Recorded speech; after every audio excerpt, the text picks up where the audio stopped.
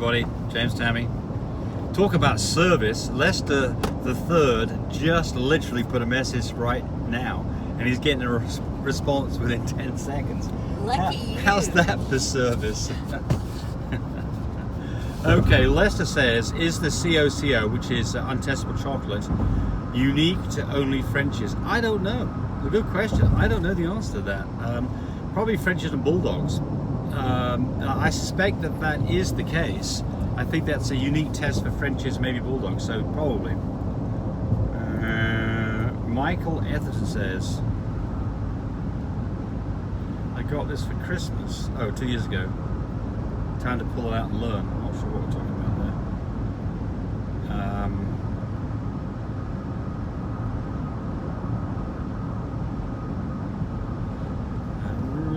I have a female. This is Hannah Azteca Marcia says, I have a female fawn merle.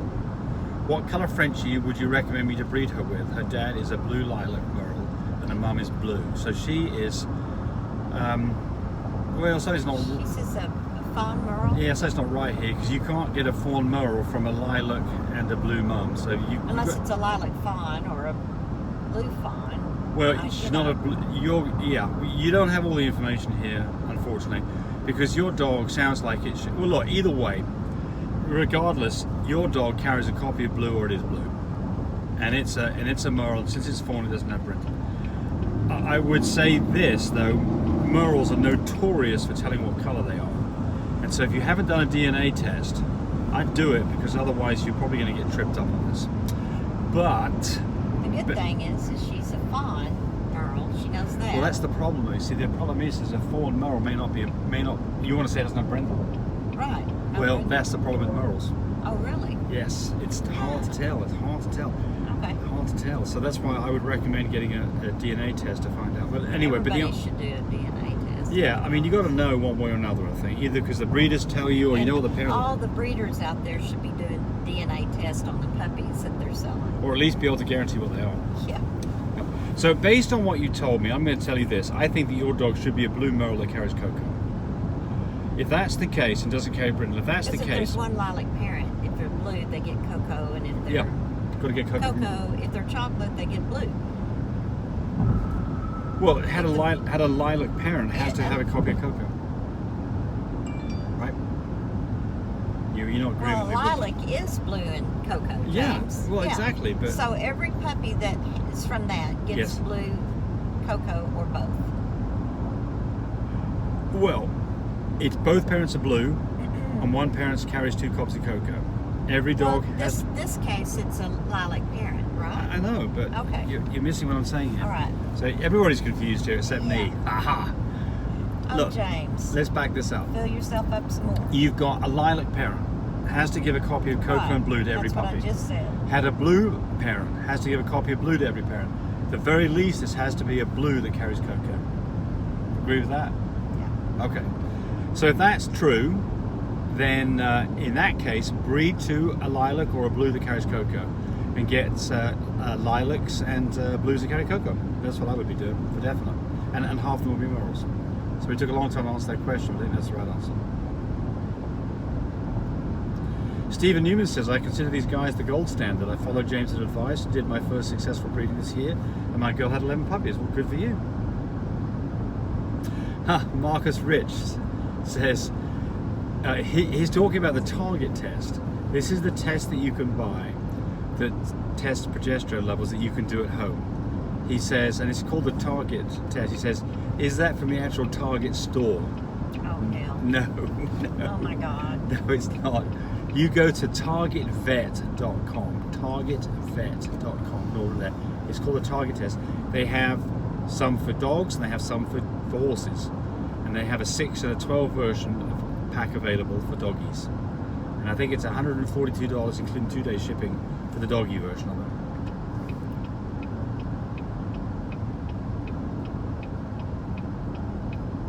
My girl is 3 weeks. This is Kaylee Lucas says, my girl is 3 weeks into her season and there is still bright red blood. This is the second time this has happened. She's 2 years old. What is happening? Well, so some dogs bleed the entire time of their heat, and their heat can last for 3 weeks, like your dog. So it doesn't mean there's necessarily anything wrong. The question here is, if you're going to breed her, you need to start doing progesterone tests, probably at about day 7 or 8, find out where you are on progesterone, and then don't get too worried about colour, because this girl's not going to give you good indications just simply based on the colour. Most dogs, they go pink around ovulation, around day 9, and you need to get a test done probably maybe a day before that's happening, just so you don't miss things. But with a dog that bleeds all the time, then unfortunately that's not particularly useful a way of dictating when to breed. So probably nothing wrong, but pull blood and do a progesterone test. Debbie Del Velas Rivera: how can I reach you, sir? I have a 3-week puppy that's gagging desperately. We bought your incubator from you, and I can see your channel. Please help. Well, give me a call. If you go to My Breeder Supply, there's a phone number there, and you can get the phone number on that. I'm not going to give it out here because I just get too many phone calls these days. But we're more than happy to help you with this. But if you've got a puppy that's gagging, I can tell you this: it almost certainly needs oxygen, and so it needs a combination of oxygen and an oxygen constant. Excuse me, it needs oxygen and an incubator to have that puppy do okay. I'm gonna go get milk. Okay, good deal.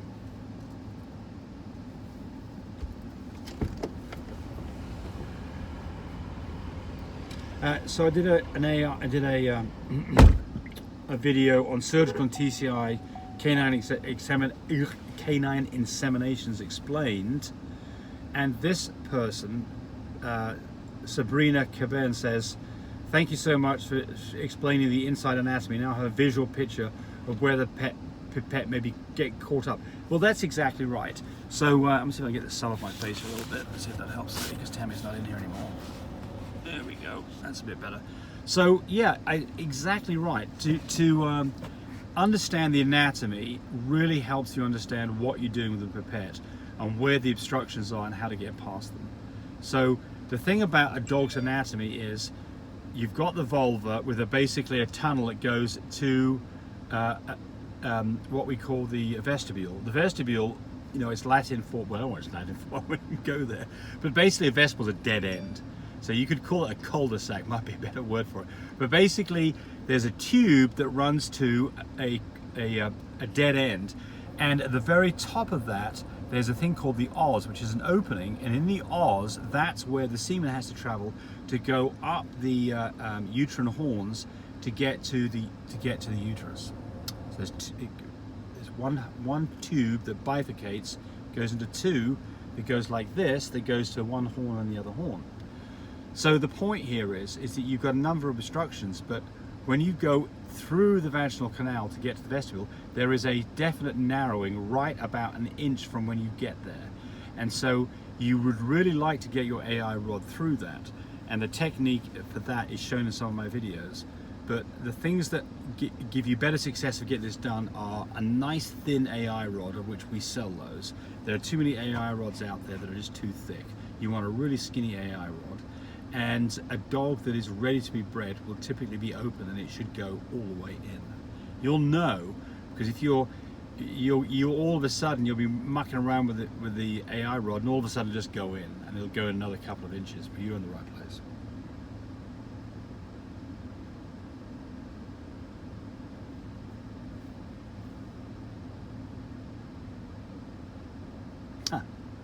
Donna Whitaker says, "Hey James, looking forward to this, talk about the series, which I've started now. We've done 1A and 1B, and I will do part 2 tomorrow." She said, "Oh, she didn't care if the videos are an hour long, she still watch them." Well, thank you. My experience of this has been that YouTube videos need to be about 5 or 6 minutes long. If you go much over that, people drop out, and our videos are invariably significantly longer than 5 or 6 minutes. So let's put that there, see if that helps the sun a little bit. I'm going to keep doing this till Tammy comes back.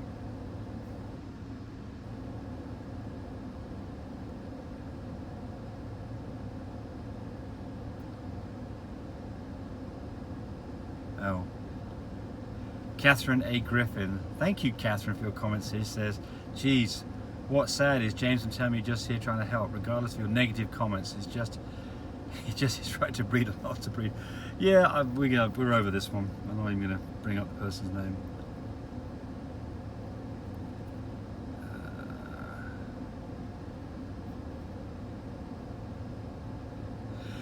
Annie Boone, hey James, what do you think about flaws in female dogs? What flaws would deter you from breeding her? My female doesn't have a great bite, but I would love to breed her. So yeah, that's it. So that's a great question. So the question here is, is at what point do you decide that this dog is not a breedable dog? And I mean, I don't think that there's anything that I can give you that's going to be a standard that you can go by. Because it's so variable. One of the things I can say is, all Frenchies typically have something about them that you wish was slightly different. Very few Frenchies are just, they're not 10s, they're 8s and 6s. So your dog, the way you described it, the one thing you don't like about your dog is the bite. Well, so choose a stud that really has, a really nice bite and a flatter face. Typically, when you see a dog with a poor bite, what's going on is its bottom jaw is stuck out and it has an underbite. And that's the typical situation. Excuse me, it's the other way around, overbite. His nose has come out, it has an overbite. So it's like this, like that, over the top. So choose a dog with not much muzzle, with a flat face, and that will fix it for some of the puppies, not necessarily all of them. So would I breed a dog that doesn't have a perfect bite? Absolutely, would not deter me. But here's some of the other things that you're looking at. A dog that's a very big dog. The breed standard is up to 27 pounds. I've bred dogs for customers that have been 35 pounds, and we've had a good litter of puppies, of which, if we'd chosen a really small stud dog, of which the majority of them end up being small dogs. So that's not a deterrent. A dog, I see a lot of dogs that have what I consider a bit too long. They have too much back in them. Choose a dog with a short back. I see dogs that have a bit too much tail. Choose a dog with a small tail. I see a lot of dogs that have really big ears. Choose a dog with smaller ears. So you see where I'm going with this. Here's the things that I would definitely be considering not breeding again. A dog that is shitty towards its offspring. A dog that is aggressive. Those are dogs that I don't want to breed. So that's a stopping point, is an aggressive dog. Or a dog that's had a history of being mean and biting puppies. Don't breed that dog. And then if you've done a breeding and it's not been quite what you want, mix it up and go with a different stud dog next time, for sure. If you've got a dog that you've bred twice, and now twice in a row you've had flaws you don't like, then probably you don't breed that dog again. So that's probably a stopping point. Now, if you've had a dog that's produced a lot of cleft palates, mix up and breed with a different stud dog next time. And if you still are producing cleft palates, don't breed that dog. So what I'm saying here is that the choice of the stud has a large part to do with what's going to happen here. And if you don't like what you got, then be thinking about maybe that stud didn't help the situation. Choose a different stud next time. And if you've got the same problem again, maybe it's time to stop. And I think based on that, that's 13 minutes worth of did you get me some ice cream, Tammy? I got me some ice cream. You did? Good. Well, we're going home to have ice cream. So thanks for watching, everybody. Bye. Watching the video. I really appreciate people who subscribe to me. It helps me, encourage me to do more of these videos. But do remember, disclaimer here, I am not a vet. I'm not a licensed medical professional. I'm purely a person who's been breeding dogs for the last couple of decades. Any information that you got from this video, use at your own risk. There's nothing implied here, and certainly this should not be used as a substitute for advice from your veterinarian or your medical professional. I hope you enjoyed the video. Come back for more of them. Bye.